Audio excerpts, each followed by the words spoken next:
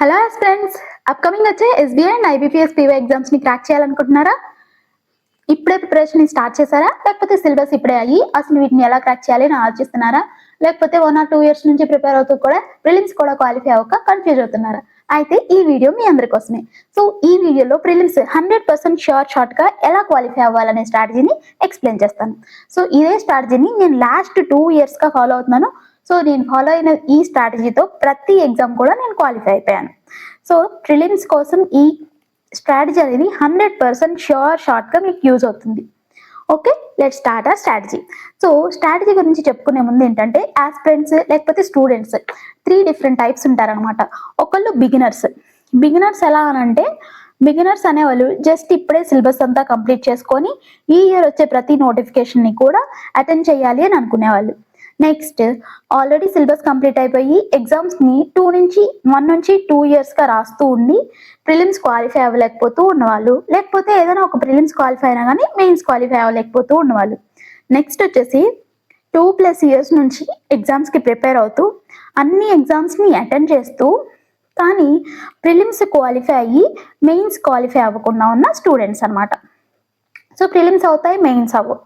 ఇలాంటి స్టూడెంట్స్ ని మనం రిపీటర్స్ గా చెప్పుకుంటాం. సో మనం ఏ స్టేజ్ లో ఉన్నామన్నది గుర్తుపెట్టుకొని దానికి తగిన స్ట్రాటజీని ఫాలో అవడం అనేది బెస్ట్ థింగ్. కాబట్టి ఇప్పుడు బిగినర్ అయ్యుండి మీ సిలబస్ ఇప్పుడే కంప్లీట్ చేస్తారనుకోండి, మీకు ఒక డిఫరెంట్ స్ట్రాటజీ ఉంటుంది. అలానే రిపీటర్స్కి వచ్చేసరికి ఆల్రెడీ మీరు ప్రిలిమ్స్ ఎగ్జామ్స్ అన్ని కూడా క్వాలిఫై అవుతున్నారు, కానీ మెయిన్స్ లో దెబ్బ కొడుతుంది. సో మీరు మెయిన్ ఫోకస్ వచ్చేసరికి మెయిన్స్ మీద ఉండాలి. మెయిన్స్ మీద ఎందుకు ఫోకస్ ఉండాలి అని అంటే మెయిన్స్ అనేది మన స్పీడ్ ని బట్టి వచ్చేది కాదు, యాక్యురసీ అనేది చాలా ఇంపార్టెంట్. సో మెయిన్స్ లో యాక్యురసీ ఎంత ఇంపార్టెంటో అందరూ యాక్యురసీ చూస్తారు, లేకపోతే నెంబర్ ఆఫ్ క్వశ్చన్స్ అటెండ్ చేసే చూస్తారు. కానీ ఇంకొక main point, important thing, mains qualify అవ్వకుండా మనల్ని ఆపేది ఏంటి అని అంటే కాన్సెప్చువల్ క్లారిటీ అనమాట. సో ఎప్పుడైతే మనకు కాన్సెప్చువల్ క్లారిటీ అనేది ఉంటుందో అప్పుడు మనం మెయిన్స్ క్లియర్ చేస్తాం. సో అది క్వాంట్ అయినా, రీజనింగ్ అయినా, ఇంగ్లీష్ అయినా, లేకపోతే జనరల్ అవేర్నెస్ అయినా. సో జనరల్ అవేర్నెస్ లో మనకు కాన్సెప్చువల్ క్లారిటీ ఏమైనా కావాలంటే అదేం లేదు.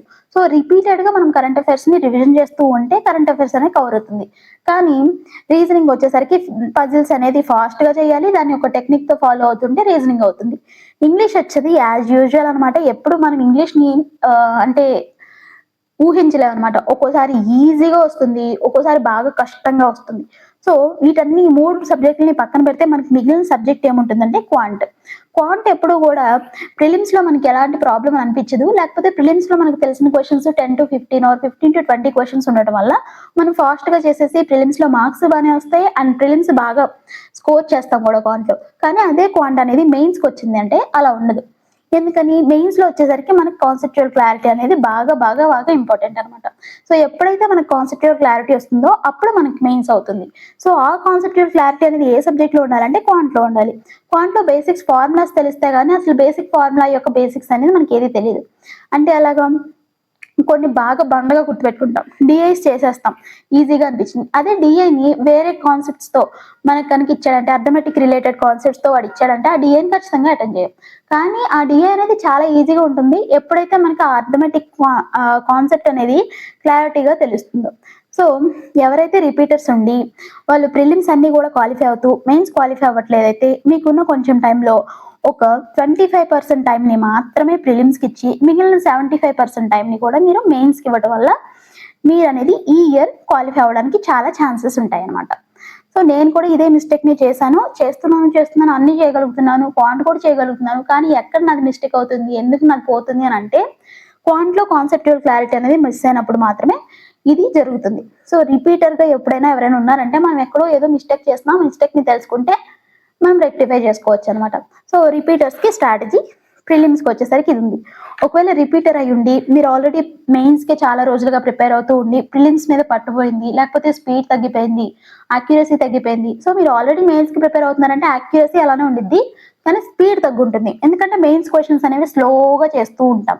అదే ప్రిలిమ్స్ క్వశ్చన్స్ వచ్చేసరికి మనం ఫాస్ట్గా చేయాలి. సో మీ స్పీడ్ పెరగాలి, ప్రిలిమ్స్ కూడా ఫాస్ట్గా అవ్వాలి అని అంటే లాస్ట్ 15 days, 15 నుంచి 20 days, ప్రిలిమ్స్కి 15 నుంచి 20 days ఉన్నప్పుడు డైలీ ఒక 3 mock టెస్ట్లు అనేవి రాయాలి. 3 మాక్ టెస్ట్లు రిలేటెడ్ టు ద ఎగ్జామ్స్. అది మేబీ ఎస్బీఐ పీఓనో ఐబీపీఎస్ పీఓనో తెలియదు. బట్ ఆ రెండిట్లో మీరు ఏది కావాలనుకుంటే అది, లేకపోతే 2 కావాలనుకుంటే ఆల్టర్నేట్ డేస్లో ప్రతిదీ రాయొచ్చు. లేకపోతే 3 మాక్ టెస్ట్లో ఒకటి ఎస్బీఐ పీఓ, ఒకటి ఐబీపీఎస్ పీఓ, ఇంకొకటి ఎస్బీఐ ఆర్ ఐబీపీఎస్, ఏదైనా మీ ఇష్టం, మీ చాయిస్ ప్రకారం డైలీ 3 రాయాలి. ఈ 3 మాక్ టెస్టులు రాసిన తర్వాత అనాలిసిస్ వచ్చేసరికి ఆల్రెడీ వచ్చిన క్వశ్చన్స్ కాకుండా కొన్ని క్వశ్చన్స్ మనం అటెంప్ట్ చేయకుండా ఉంటాం. రాంగ్ క్వశ్చన్స్ ఏదైతే ఉంటాయో, రాంగ్ ఆన్సర్ చేసిన క్వశ్చన్స్, అలానే మనకి తెలిసినట్లు అనిపించి కూడా కొన్నిసార్లు అన్అటెంప్టెడ్గా వదిలేస్తాం కదా. అన్అటెంప్టెడ్ క్వశ్చన్స్ ఏవైతే ఉంటాయో ఆ క్వశ్చన్స్ని రిపీటెడ్గా చూడాలి. అండ్ ఈరోజు చూసిన క్వశ్చన్స్ని ఈరోజు మనం ఎక్కడో మిస్టేక్ చేస్తుంటాం కదా, రాంగ్ చేసామంటే ఆ క్వశ్చన్ ఈరోజు చూడటమే కాదు, మళ్ళీ తిప్పి రేపు కూడా చూడాలన్నమాట. సో టుమారో కూడా చూస్తే మనకు అప్పుడు ఏమవుతుందంటే, ఈ క్వశ్చన్ ఇలాంటి క్వశ్చన్ వచ్చింది అని అంటే ఈసారి నెక్స్ట్ టైం ఆ మిస్టేక్ని మనం రిపీట్ చేయకుండా ఉంటాం. This is the strategy for the repeaters who are qualifying all the prelims examinations but disqualifying the mains examinations.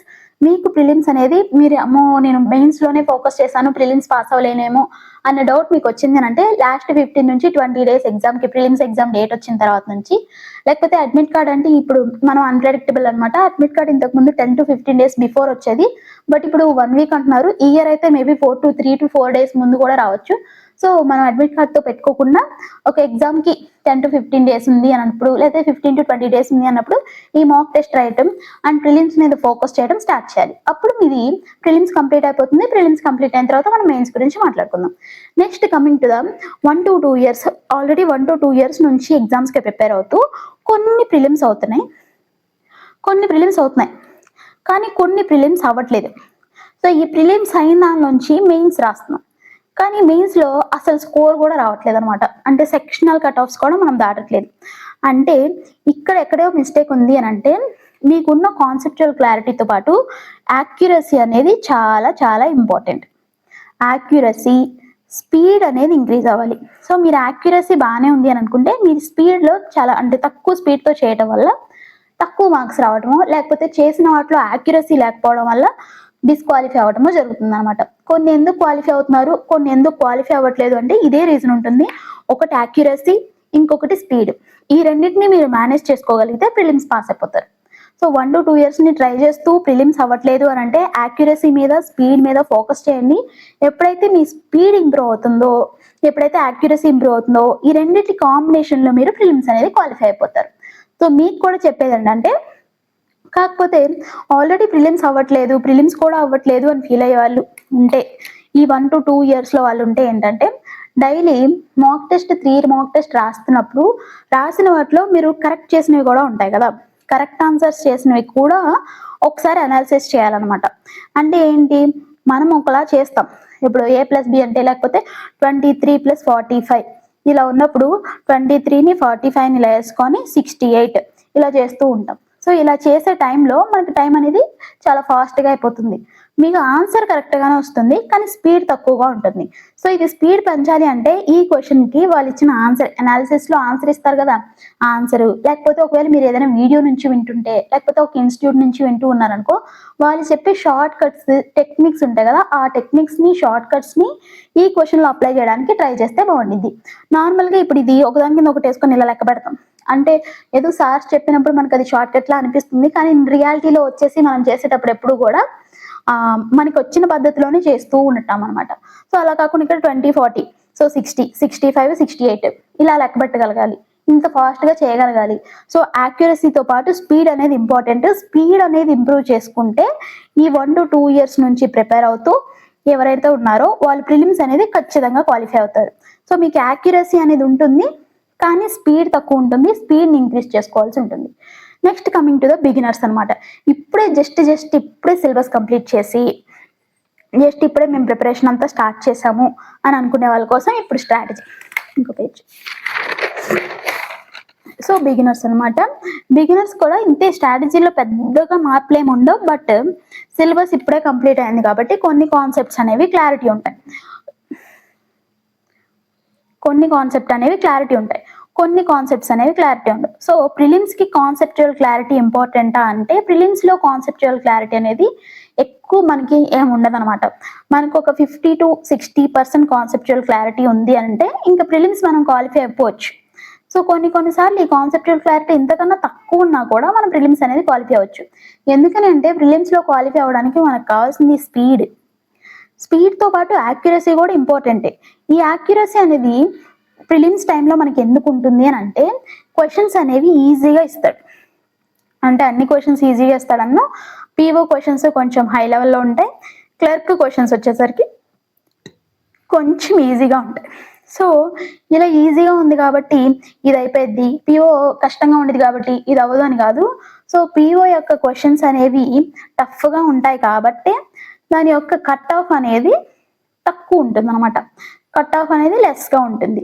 అదే నెక్స్ట్ తర్వాత తీసుకుంటే ఇక్కడ ఏంటంటే అదే క్లర్క్ చూడండి, క్లర్క్ ఈజీగానే ఉంటుంది, క్వశ్చన్స్ కానీ పేపర్ కానీ ఈజీగా ఉంటుంది. అప్పుడు మనకు కట్ ఆఫ్ ఏమైపోతుంది, హైకి వెళ్ళిపోతుంది. So clerk high cut off ని మనం దాటం కంటే కొంచెం తక్కువగా ఉండే పీఓ కట్ ఆఫ్ ని దాటం అనేది ఈజీగా అందింది. సో ఈ పీఓ కట్ ఆఫ్ ని దాటాలి అంటే మనం ఆ టఫ్ గా ఉండే క్వశ్చన్స్ ని ఫాస్ట్ గా యాక్యురేట్ గా చేయగలగాలన్నమాట. సో ఫాస్ట్ గా చేయడం ఎలా, యాక్యురేట్ గా చేయడం ఎలా అంటే ఒకవేళ మీరు సిలబస్ కంప్లీట్ చేసి ఇప్పుడే ఎగ్జామ్స్ రాస్తూ ఉంటే ఏదైనా ఇన్స్టిట్యూట్ ని కానీ లేకపోతే ఏదైనా ఆన్లైన్ లో వెబ్సైట్ ని కానీ ఫాలో అవుతున్నారంటే వాళ్ళు చెప్పే క్వశ్చన్స్ ని వాళ్ళు ఎక్స్ప్లెయిన్ చేసేటప్పుడు బాగా వినాలి. సో ఎక్స్ప్లెయిన్ చేసేటప్పుడు మాత్రమే కాదు, వాళ్ళు కొన్ని టెక్నిక్స్ ని కానీ లేకపోతే కొన్ని ఫాలో అవుతూ ఉంటారు. అంటే అలా ఇందాక చెప్పాను కదా, ఎడిషన్, సబ్ట్రాక్షన్, మల్టిప్లికేషన్, డివిజన్, వీటన్నిటిలో షార్ట్ కట్స్ ఉంటాయి. ఆ షార్ట్ కట్స్ ని మనం రియల్ లైఫ్ లో మాక్ టెస్ట్ రాసేటప్పుడు షార్ట్ కట్స్ ఏవైతే ఉంటాయో అవన్నిటిని కూడా మాక్ టెస్ట్ రాసేటప్పుడు అప్లై చేస్తూ ఉండాలన్నమాట. సో అప్లై చేయడానికి ట్రై చేయాలి, అట్లీస్ట్ అప్లై చేయడానికి ట్రై చేయాలి. ఓకే 3 మల్టిపుల్ ఇది, నెక్స్ట్ తర్వాత 11కి సంబంధించింది ఏదైనా వచ్చిందంటే 11 మల్టిపుల్, అలాంటివి గుర్తుపెట్టుకోవాలి. సో ఈ 11 మల్టిపుల్, 3 మల్టిపుల్, 9 మల్టిపుల్, ఇలా కొన్ని మల్టిపుల్స్ వచ్చినప్పుడు ఆన్సర్స్ లో కూడా అదే మల్టిపుల్ కి రిపీటెడ్ గా వస్తూ ఉంటాయి. సో అలాంటివి చిన్నవి గుర్తుపెట్టుకుంటూ ఉంటే అప్పుడు మనకి స్పీడ్ ఇంప్రూవ్ అవుతుంది. స్పీడ్ మాత్రమే ఇంప్రూవ్ అవుతుంది. బట్ ఇక్కడ ఏంటి అంటే బిగినర్స్ కి ఉన్న ప్రాబ్లం ఏంటి అంటే యాక్యురసీ అనమాట. బిగినర్స్ కి యాక్యురసీ ఎక్కువ ఉండదు. సో మేము చేస్తుంటే ఆన్సర్ వస్తుంది, లేకపోతే మాకు వచ్చిన ఆన్సర్ అక్కడ ఇచ్చిన ఈ ఆప్షన్స్ ఏబిసిడి ఈ ఆప్షన్స్ ఉంటాయి కదా, ఈ ఆప్షన్స్ లో ఎక్కడో ఒక దగ్గర వస్తుంది. సో ఇదే రైట్ ఆన్సర్ అని అనుకొని పెట్టేస్తాము. కానీ ఇక్కడ జరిగే మిస్టేక్ ఏంటి అని అంటే ఎగ్జామ్ పేపర్ లో ఇచ్చే ప్రతి ఆప్షన్ కూడా స్టూడెంట్ కి మోస్ట్ ఆఫ్ ద టైమ్స్ ఆ ఆన్సర్ రావడానికి ఛాన్స్ ఉన్నదే ఇస్తాడు. కొన్నిసార్లు ఏంటంటే మనకి 20 వస్తుంది ఆన్సర్. సో 20 వచ్చినప్పుడు ఏమవుతుంది, ఈ 20 వచ్చింది, సో ఇదే రైట్ ఆన్సర్ అని అనుకుంటూ ఉంటాం. కానీ ఆ ఇచ్చిన క్వశ్చన్లో అది అర్థమెటిక్ జస్ట్ నార్మల్గా ప్లస్లు మైనస్లు డివిజన్ ఇలాంటిదే క్వశ్చన్ ఉంటుంది. కానీ లాస్ట్కి వచ్చేసరికి ఆన్సర్ 23నో 53నో ఇలా ఉంటుంది. ఎక్కడో చిన్న మిస్టేక్ వల్ల మనం ఆన్సర్ని మనకు ఆల్రెడీ వచ్చింది కదా, సో ఇదే రైట్ ఆన్సర్, మిగిలిన ఆన్సర్స్ని చూడవసరం లేదు, ఈ క్వశ్చన్ని సెకండ్ టైం చెక్ చేయాల్సిన అవసరం లేదు అని థింక్ చేసి నెక్స్ట్ క్వశ్చన్కి వెళ్ళిపోతాం. అప్పుడేమవుతుంది, మనం ఆన్సర్ చేసిన ఈ క్వశ్చన్ అనేది రాంగ్ అవుతుంది. ఈ రాంగ్ అవటం వల్ల మనకి యాక్యురసీ అనేది తగ్గిపోతుంది. సో యాక్యురసీ తగ్గకుండా ఉండాలి అని అంటే ఏం చేయాలి, ప్రతి క్వశ్చన్ ని కూడా స్లోగా చేయాలి, నిదానంగా చేస్తూ ఆ చేసిన క్వశ్చన్ ని కరెక్ట్ వేలో అనాలిసిస్ చేయాలి. ఒక ప్రిలిమ్స్ పేపర్ రాసామంటే ఇప్పుడు 3-4 ప్రిలిమ్స్ పేపర్స్ రాయాల్సిన అవసరం లేదు. బిగినర్స్ అనేవాళ్ళు డైలీ 2 పేపర్స్ రాయాలి. ఓకే, డైలీ 2 పేపర్స్ అంటే మాక్ టెస్ట్ అన్నమాట. 2 మాక్ టెస్ట్. అది ఏ వెబ్సైట్ అయినా తీసుకోండి, మీకు ఇష్టం. ఏ వెబ్సైట్, ఆలీబోర్డ్ తీసుకుంటారా లేకపోతే గైడ్లీనా లేకపోతే ఇంకేదా ఇన్స్టిట్యూట్కి సంబంధించిందా, ఏదైనా కానీ డైలీ 2 మాక్ టెస్ట్ రాయాలి. ఆ 2 మాక్ టెస్ట్ రాసామనంటే మనం మినిమం 200 క్వశ్చన్స్ని అటెండ్ చేస్తున్నాం అని అర్థం. 200 క్వశ్చన్స్ని 2 hours స్పెండ్ చేసి అటెండ్ చేస్తాం. సో ఈ మాక్ టెస్ట్ అనేది రియల్ ఎగ్జామ్లా ఫీల్ అయ్యి రాయాలి. అంతేగాని మాక్ టెస్టే కదా సర్లే అని చెప్పేసి మధ్యలో ఫాస్ట్ చేసి తర్వాత వచ్చి రాసి మళ్ళీ ఫాస్ట్ చేసి మళ్ళీ రాసి ఇదంతా ఏం లేదు.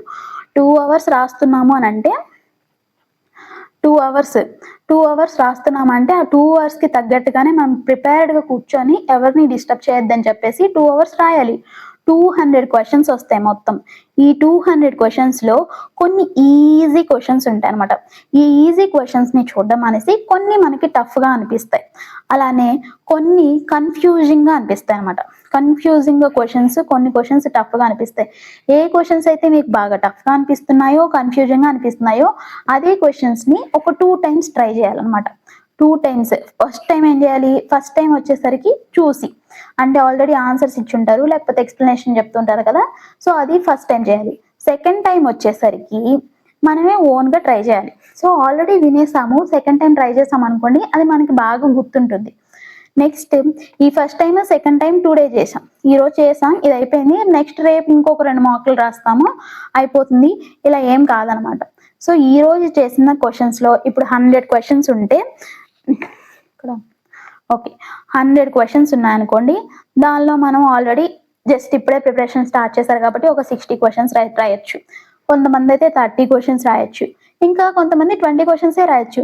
అలా అని చెప్పి 60 రాసినాడు గొప్ప, 30 రాసినాడు తక్కువ, 20 రాసినాడు అసలు జాబే రాదు, ఇలా ఏం లేదనమాట. కన్సిస్టెన్సీతో ఈ 20 క్వశ్చన్స్ రాసిన వాడికి, కరెక్ట్గా రాసిన వాడికి ఫస్ట్ జాబ్ వచ్చిందేమో, ఇలా కూడా ఉండిద్ది. ఎప్పుడు కూడా పక్కన వాళ్ళతో ఏం కంపేర్ చేసుకోవద్దు, మీ ప్రిపరేషన్ ఇప్పుడే స్టార్ట్ అయింది కాబట్టి. సో ఇప్పుడు 60 30 20 ఏదో రైట్ చేసి ఉంటాం. మిగిలిన క్వశ్చన్స్ లో ఒక 40 క్వశ్చన్స్ మనం చూసాం అనుకోండి, ఈ 40 క్వశ్చన్స్ ని ఈ రోజు చూడడమే కాదు, రేపు కూడా మళ్ళీ చూడాలి. సో చూడడం అంటే ఎలాగా, జస్ట్ ఈ రోజు అంటే కొంచెం ఎక్కువ టైం స్పెండ్ చేసి చూస్తాం, అలా ఎక్కువ టైం స్పెండ్ చేసి చూడకుండా కొంచెం టైం స్పెండ్ చేసి ఇందులో మనం ఏదో ఒక టెక్నిక్ ని నేర్చుకొని ఉంటాం కదా, ఆ టెక్నిక్ ని యూజ్ చేసి ఆ క్వశ్చన్ ని సాల్వ్ చేయడానికి ట్రై చేయాలి. అట్లీస్ట్ టుమారో చూడకపోయినా ఈ వీకెండ్కి వచ్చేసరికి, వీకెండ్ లో ఇది చేయాలి అది చేయాలి ఆ ప్లాన్ చేయాలి ఈ ప్లాన్ చేయాలి అనుకోవడం కంటే, ఈ వీక్ మొత్తం రాసిన మాక్ టెస్ట్లు, వాటిలో మనం రాంగ్ చేసిన క్వశ్చన్స్, ఆ క్వశ్చన్స్ లో మనకి బాగా టఫ్గా అనిపించిన క్వశ్చన్స్ ని పక్కన పెట్టుకొని ఆ క్వశ్చన్స్ అనేవి మనం సాల్వ్ చేయడానికి ట్రై చేస్తే అప్పుడు సరిపోతుంది. సో ఇలా మనకి బిగినర్, రిపీటర్స్, స్పెల్లింగ్స్ తప్పైతే ఏమనుకోకండి, రిపీటర్స్, తర్వాత వచ్చేసరికి 1+2 years ఎక్స్పీరియన్స్ ఉన్న వాళ్ళు, ఇలా ప్రతి ఒక్కళ్ళు కూడా ప్రిలిమ్స్ని క్వాలిఫై అవడానికి నేను చెప్పిన ఈ స్ట్రాటజీని ఫాలో అయితే ఖచ్చితంగా క్వాలిఫై అవుతారు. సో ప్రిలిమ్స్ క్వాలిఫై అయిన తర్వాత మెయిన్స్కి ఎలా ప్రిపేర్ అయితే బాగుంటుంది అని అప్పుడు మనం మాట్లాడుకుందాం. ఫస్ట్ అయితే ఫోకస్ అనేది ప్రిలిమ్స్ మీద ఉండాలి. ప్రిలిమ్స్ మనకి జాబ్ తెచ్చిపెట్టకపోవచ్చు, కానీ జాబ్ దాకా మనం వెళ్ళాలి అని అంటే ముందు ప్రిలిమ్స్ క్వాలిఫై అవ్వాలి. సో ప్రిలిమ్స్ క్వాలిఫై అవ్వాలంటే దానికి కూడా ఒక పక్కగా మంచిగా స్ట్రాటజీ ఫాలో అవ్వాలి, కాన్సెప్ట్స్ అనేవి నేర్చుకోవాలి. ఒక మెయిన్స్ అంటే క్వాలిఫై అవ్వాలి అని అంటే ప్రిలిమ్స్ని ఈ స్ట్రాటజీని ఫాలో అయ్యి ఎవరైనా క్వాలిఫై అయిపోతారు. కానీ మెయిన్స్ ఎవరైతే మిస్ చేస్తున్నారో, లేకపోతే మెయిన్స్ కొంచెం మార్జిన్లో మిస్ అవుతుందో, వాళ్ళు ఖచ్చితంగా కాన్సెప్ట్స్ మీద ఎక్కువ ఫోకస్ చేయాలి. కాన్సెప్ట్స్ అనేవి నేర్చుకుంటేనే మెయిన్స్ అనేది మనం పాస్ అవుతాం. సో ప్రిలిమ్స్ని కాన్సెప్ట్స్ నేర్చుకోకపోయినా యాక్యురసీతో, స్పీడ్తో క్వాలిఫై అయిపోవచ్చు, లేకపోతే రిపీటెడ్గా వచ్చిన క్వశ్చన్స్ని, ప్యాటర్న్స్ని గుర్తుపెట్టుకుంటే క్వాలిఫై అవ్వచ్చు. కానీ మెయిన్స్ అనేది కాన్సెప్ట్స్ మీదే బేస్ అయి ఉంటుంది. సో దానివల్ల మాత్రమే వస్తుంది.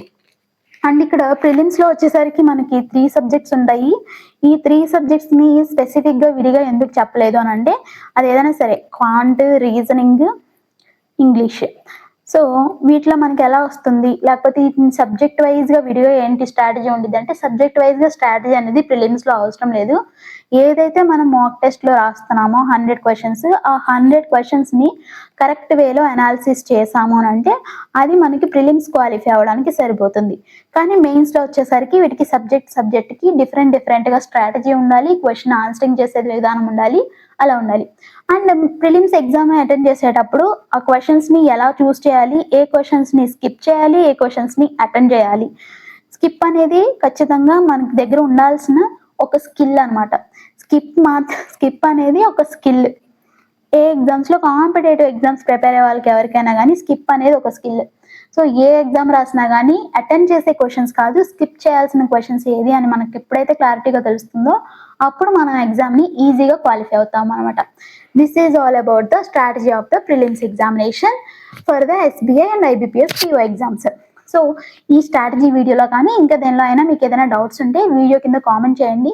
ఇలాంటి మరిన్ని స్ట్రాటజీ వీడియోస్, లేకపోతే బ్యాంకింగ్ రిలేటెడ్ కాన్సెప్ట్స్, బ్యాంకింగ్ ఎగ్జామ్స్కి సంబంధించిన ఇన్ఫర్మేషన్ కోసం ఛానల్ని ఫాలో చేసి సబ్స్క్రైబ్ చేసుకోండి. Thank you so much.